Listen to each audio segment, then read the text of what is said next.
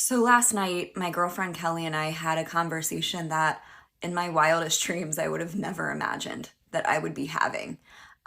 We talked about leaving the state of Florida, and not only just leaving, but the fact that we need to start developing a plan to leave on a whim's notice in an emergency situation if things get really bad.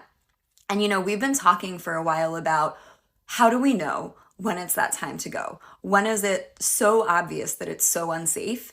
And I think for us, this week was really that kicker.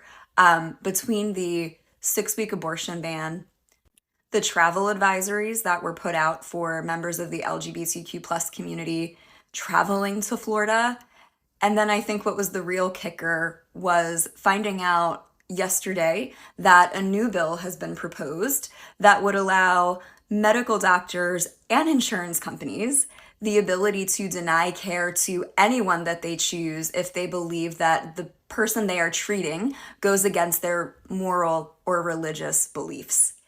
And the kicker with this one is that law, if passed, would grant legal protection for the doctors and the insurance companies denying care. Let's also not forget that in Florida, we also have permitless carry now.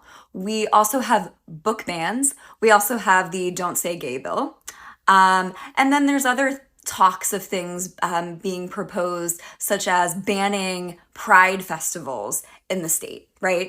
And I think the scariest one is the proposed bill that the state of Florida can take emergency protective custody over children if any family member believes that that child may be at risk of receiving gender affirming care, or if they are currently in the process of receiving that care, or even if they have a sibling that is receiving gender affirming care. And as someone who spent 6 years as a therapist working in the foster care and child welfare system in the state of Florida, I can tell you that there are no resources for the children currently in the system, let alone adding more children to that system who have loving parents and families who are doing the right thing to give them life-sustaining care.